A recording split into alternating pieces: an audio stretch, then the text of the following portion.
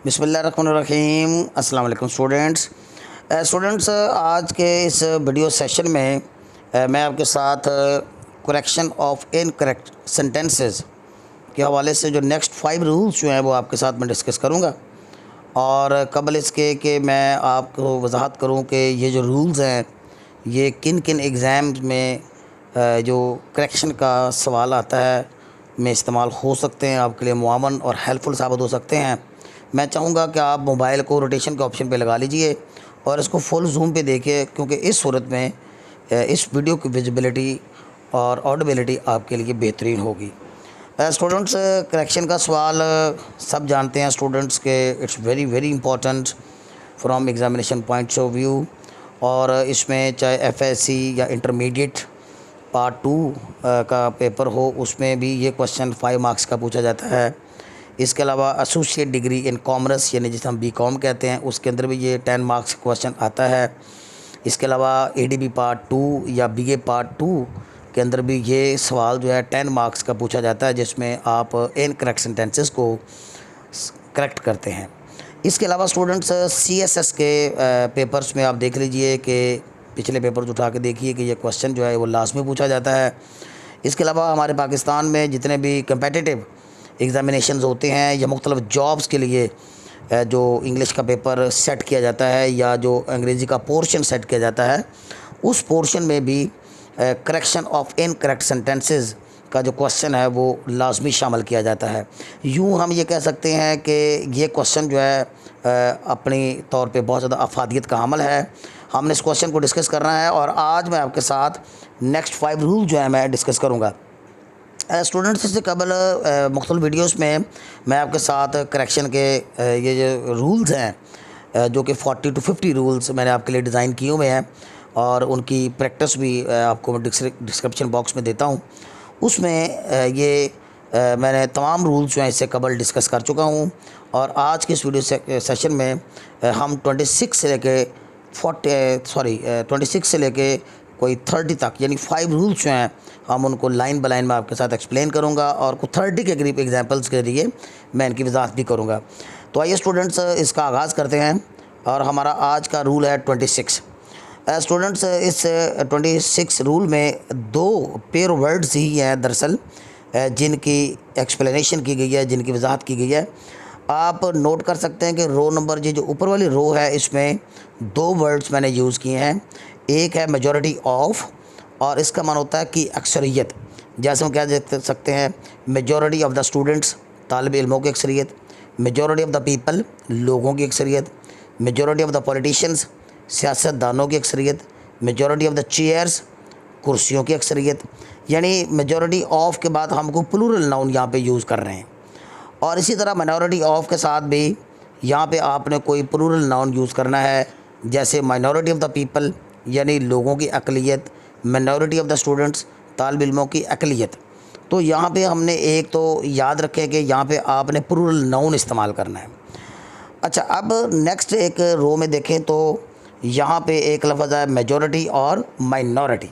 फ़र्क क्या है? फ़र्क ये है कि यहाँ पे मेजॉरिटी के साथ ऑफ लगा हुआ है और यहाँ पे मेजॉरिटी अकेला है। इसी तरह यहाँ पे माइनॉरिटी के साथ ऑफ लगा हुआ है और यहाँ पे माइनॉरिटी अकेला है। अब इनमें फ़र्क क्या है? याद रहे स्टूडेंट्स के ये जो मेजॉरिटी ऑफ और माइनॉरिटी ऑफ का ये जो पेयर है इसके साथ प्लूरल वर्ब इस्तेमाल होती है, और जो खाली मेजॉरिटी इस्तेमाल हो यानी ऑफ के बगैर या माइनॉरिटी इस्तेमाल हो तो वर्ब सिंगुलर इस्तेमाल होती है।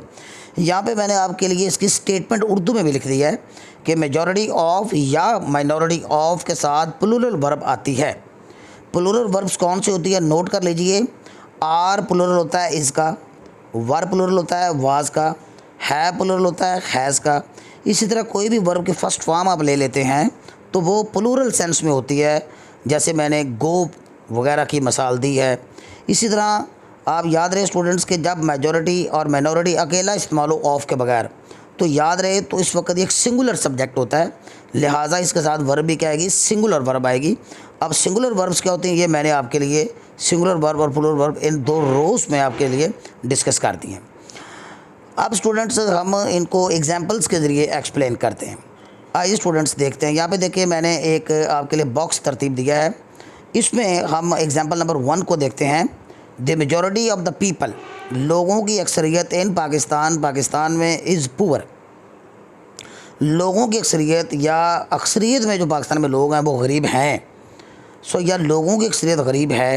तो यहाँ पे देखिए the majority with of the people लगा हुआ है, मेजॉरिटी के साथ ऑफ लगने की वजह से हम इसको प्लूरल यूज़ करेंगे। सवाल की स्टेटमेंट को आप दोबारा देख सकते हैं। इस स्टेटमेंट पे मैंने बाकायदा बताया आपके लिए कि मेजॉरिटी ऑफ और माइनॉरिटी ऑफ के साथ आपने प्लूरल वर्ब इस्तेमाल करनी है। तो यहाँ पे देखें तो मेजॉरिटी ऑफ के साथ यहाँ पे प्लूरल वर्ब नहीं है, ये सिंगुलर वर्ब है, इस सिंगल के लिए इस्तेमाल होता है। सो दैट्स वे ये सेंटेंस इनकरेक्ट है। हम इसका आर यूज़ करेंगे तो सेंटेंस करेक्ट होगा। इसी तरह स्टूडेंट्स हम नेक्स्ट देखते हैं। अब यहाँ पे देखें मेजॉरिटी ऑफ था। अब ये जो एग्जांपल नंबर 2 है इस पर मैंने आपके लिए मेजॉरिटी अकेला यूज़ किया ऑफ के बगैर। तो ये सिंगुलर सेंस का सब्जेक्ट होगा, हम हैव इस्तेमाल नहीं करेंगे। जब आपका सब्जेक्ट सिंगुलर सेंस वाला है तो आपकी वर्ब भी सिंगुलर होगी। सो मेजॉरिटी हैज़ आएगा। इसी तरह स्टूडेंट्स हम नेक्स्ट एग्जांपल में देखते हैं 3 में the minority of the students is adult, यानी तालिब इल्मों की अकलियत यानी कम तादाद में जो स्टूडेंट्स हैं अकलियत में हैं वो क्या हैं, इडल हैं। इडल मीन नकम्मे हैं, काहिल हैं, सुस्त हैं, इडल। यहाँ पे हम देखें तो यहाँ पे चूँकि माइनॉरिटी ऑफ इस्तेमाल हुआ है तो ये प्लूरल आएगा, तो इसका प्लूरल याद रहे स्टूडेंट्स आर होगा। इस तरह देखें the minority in this class are idle. अब यहाँ पे देखें मैंने माइनॉरिटी ऑफ नहीं इस्तेमाल किया, मैंने खाली माइनॉरिटी इस्तेमाल किया ऑफ के बगैर, तो यहाँ पे आर नहीं आएगा बल्कि हम इज इस्तेमाल करेंगे। तो यूँ स्टूडेंट्स जो है आप इस पेयर ऑफ वर्ड को ज़हन में रख लीजिए कि ये मेजॉरिटी ऑफ इस्तेमाल हो तो फिर वर्ब प्लूरल आएगी, और मेजॉरिटी अकेला इस्तेमाल हो या माइनॉरिटी अकेला इस्तेमाल हो तो वर्ब सिंगुलर आएगी। वेरी सिंपल है, आप इसको देखिए। अब नेक्स्ट जी स्टूडेंट्स नेक्स्ट हम रूल नंबर 27 को डिस्कस करते हैं। और इस रूल नंबर 27 में आप को मैं एक स्टेटमेंट पहले इसकी समझा दूं, फिर इसके रिलेटेड जो कुछ एग्जांपल्स मैंने आपके लिए तरतीब दिया है मैं उनको लाइन बाय लाइन जो आपके साथ डिस्कस करूंगा। स्टूडेंट्स किसी बड़े जुमले के जिस हिस्से में अनटिल और अनलेस आए, अब याद रहे स्टूडेंट्स के अनटिल और अनलेस का मतलब होता है जब तक कि नहीं। आप इसके उर्दू तर्जुमे पे गौर करें या उर्दू मीनिंग पे गौर करें तो इसका मतलब होता है जब तक के नहीं। ये कंडीशनल वर्ड है, कंडीशनल सेंस में ये इस्तेमाल होता है। और दूसरा ये है कि ये एक नेगेटिव सेंस है, यानी अनलेस का मतलब होगा जब तक के नहीं। तो ये गौर करें तो ये लफ्ज़ पहले ही नेगेटिव है, ऑलरेडी नेगेटिव सेंस रखता है। तो याद रखें, एक तो बात ये याद रखें, लिहाजा किसी बड़े जुमले के जिस हिस्से में अनटिल या अनलेस आ जाए उस जुमले में हम नॉट की कोई शक्ल इस्तेमाल नहीं कर सकते। याद रहे स्टूडेंट्स के इस सूरत में चूँकि यह कंडीशनल सेंटेंस होगा तो इसके दूसरे हिस्से में नॉट आए हमें कोई इतराज़ नहीं है।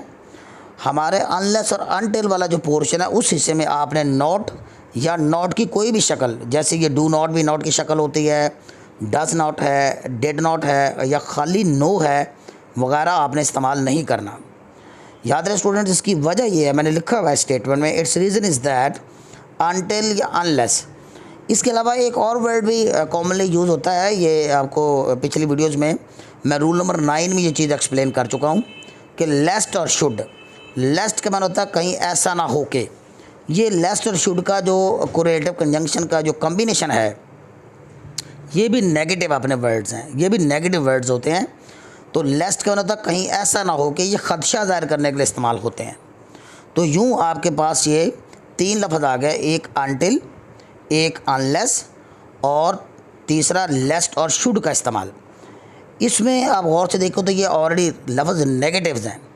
तो आप ये क्योंकि ये नेगेटिव वर्ड्स ऑलरेडी हैं तो इसलिए हम इनके साथ नॉट की या नॉट की कोई शक्ल हम इस्तेमाल नहीं करेंगे। आइए स्टूडेंट इस स्टेटमेंट को हम कुछ एग्जांपल से देखते हैं। यहाँ पे मैंने इनकरेक्ट सेंटेंस और करेक्ट सेंटेंस आपके लिए लिखा है।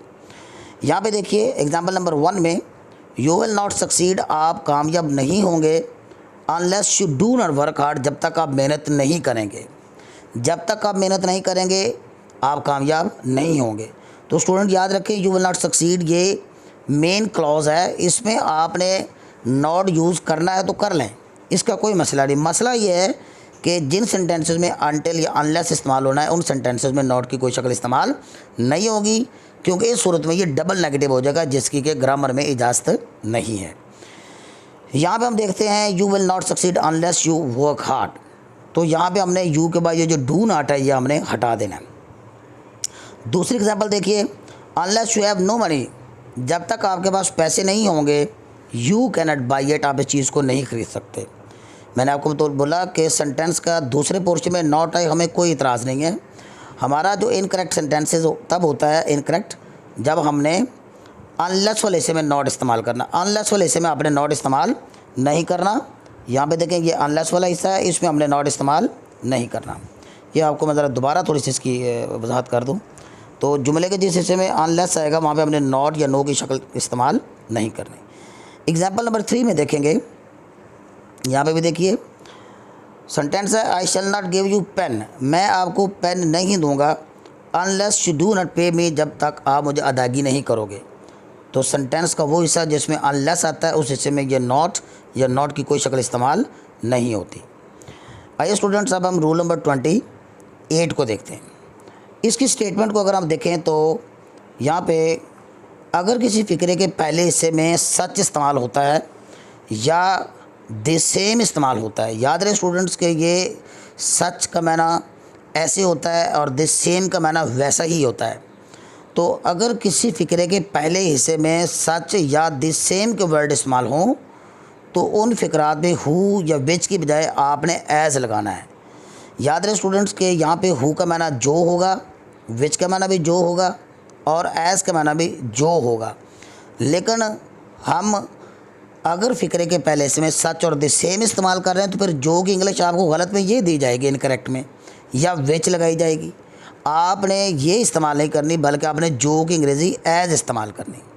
स्टूडेंट्स याद रहे कि मैंने ये रूल जो है रूल नंबर 8 में भी पूरी तरह एक्सप्लेन किया हुआ है। अगर आप इस रूल को फर्दर मज़ीद अच्छी तरह समझना चाहते हैं तो मेरे करेक्शन रूल्स की जो वीडियो जिसमें रूल नंबर 8 है वो आप देखें, इससे आपको इस पॉइंट की मज़ीद क्लैरिफिकेशन हो जाएगी। अब स्टूडेंट्स इसका हम एग्जांपल्स के थ्रू इसको प्रूव करते हैं। यहाँ पे देखिए मैंने आपके लिए 3 एग्जांपल इसके दिए हैं।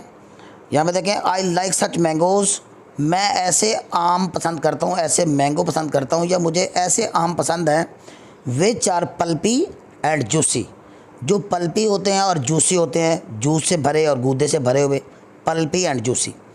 यहाँ पर स्टूडेंट देखें तो पहले से मैं सच इस्तेमाल किया गया है, तो यहाँ जो कि इंग्लिश विच नहीं आएगी बल्कि जो कि अंग्रेज़ी क्या आएगी एज इस्तेमाल होगी। इसी तरह स्टूडेंट्स हम नेक्स्ट एग्जांपल देखते हैं, सच बॉयज़, ऐसे लड़के who do not work hard, जो मेहनत नहीं करते फेल हो जाते हैं। हालांकि हु का माना भी जो होता है और आमतौर पर इंसानों के लिए और अल्लाह ताला के लिए हु ही इस्तेमाल होता है, लेकिन इस सूरत में जबकि पहले से में सच इस्तेमाल किया गया है आपने हु इस्तेमाल नहीं करना बल्कि जो कि अंग्रेज़ी हम क्या यूज़ करेंगे, इस बॉयज़ के लिए हम एज इस्तेमाल करेंगे। इस तरह एग्जाम्पल नंबर 3 देखें इसी रूल की, this is the same mistake, ये वैसी ही गलती है, दिस सेम मिस्टेक, ये वैसी ही गलती है विच यू मेड प्रीवियसली, जो आपने पहले की, ये वैसी ही गलती है जो आपने पहले की।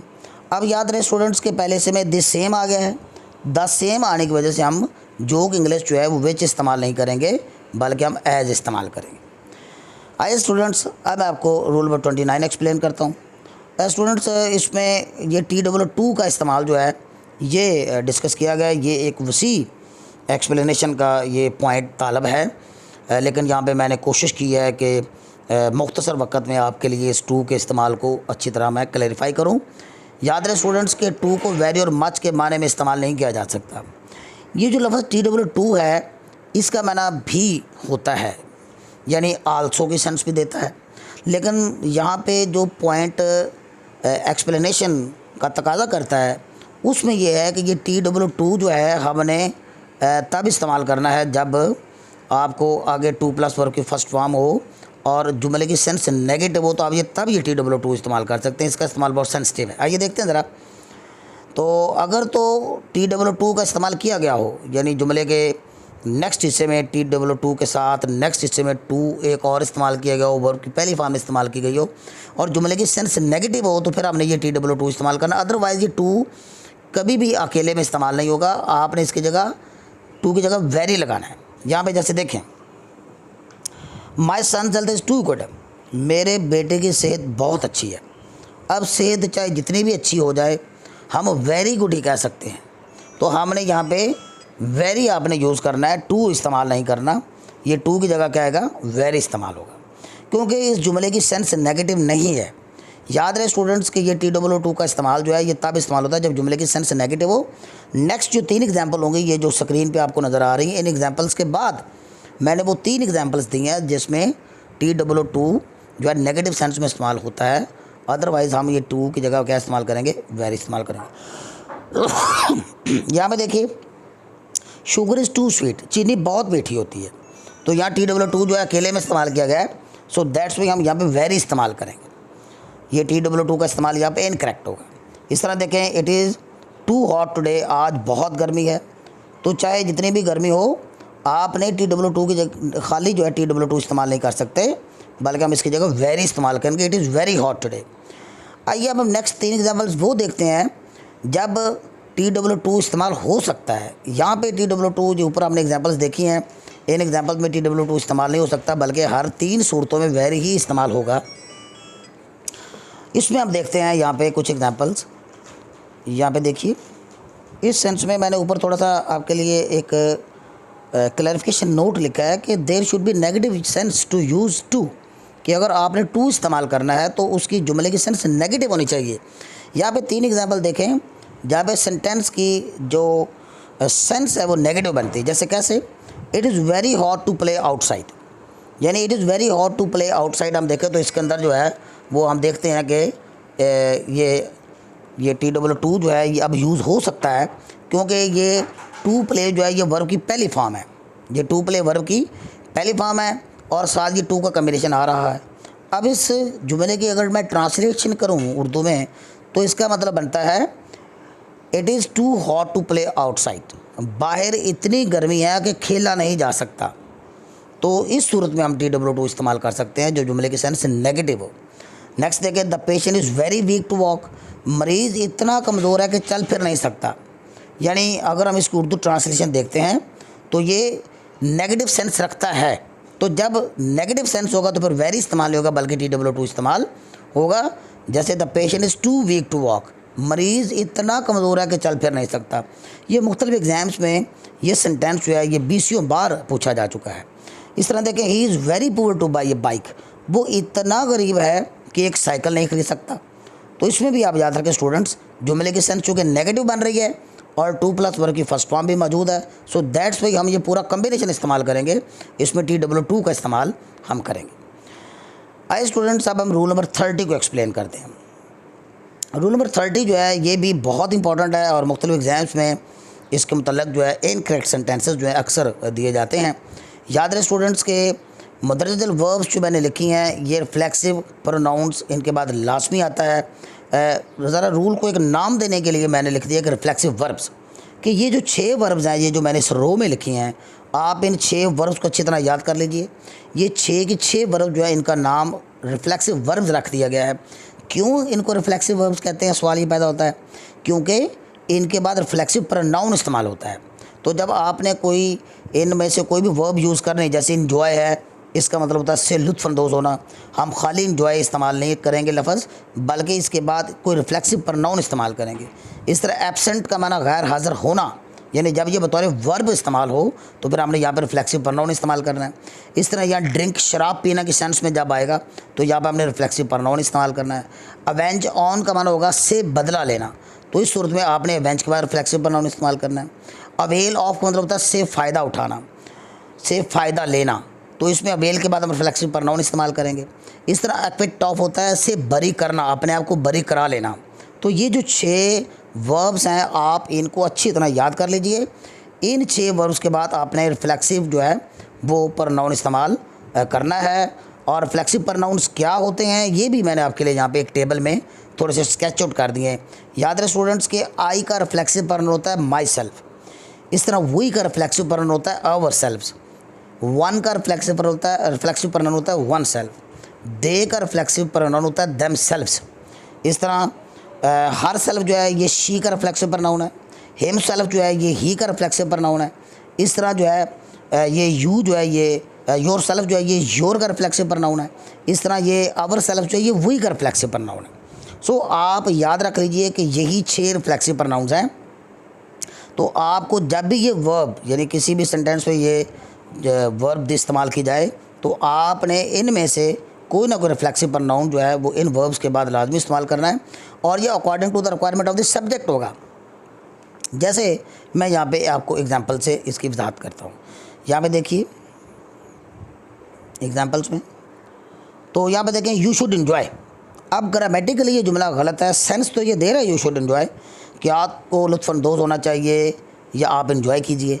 याद रहे स्टूडेंट्स के इन्जॉय एक रिफ्लेक्सिव वर्ब है, इस पर रिफ्लेक्सिव प्रोनाउन लाजमी आएगा। तो आपका सब्जेक्ट क्योंकि यू था तो you should enjoy your self इस्तेमाल करेंगे। अगर यहाँ पे आई होता तो यहाँ पर रिफ्लेक्सिव प्रोनाउन हमने माई सेल्फ इस्तेमाल करना था। अगर सब्जेक्ट में यहाँ वी होता तो हमने आवर सेल्फ इस्तेमाल करना था। यू है तो हम योर सेल्फ इस्तेमाल कर रहे हैं। अगर ही होता तो हमने यहाँ पे हिम सेल्फ इस्तेमाल करना था। अगर सब्जेक्ट शी होता तो हमने हर सेल्फ इस्तेमाल करना था। अगर सब्जेक्ट दे होता तो हमने देम सेल्फ इस्तेमाल करना था। और अगर सब्जेक्ट वन होता तो हमने वन सेल्फ इस्तेमाल करना था। गर्ज ये कि according to the requirement of the subject आपने इन वर्ब्स के बाद रिफ्लेक्सिव प्रोनाउन लगाना है। दूसरी एग्जांपल देखें, ही ड्रैंक टू दैट। ये भी 2-3 बार मुख्तलिफ एग्जाम में ये इनकरेक्ट सेंटेंस आया हुआ है। तो ही ड्रैंक टू डेथ, उसने शराब पी पी के अपने आप को ख़त्म कर लिया। So he drank himself to death.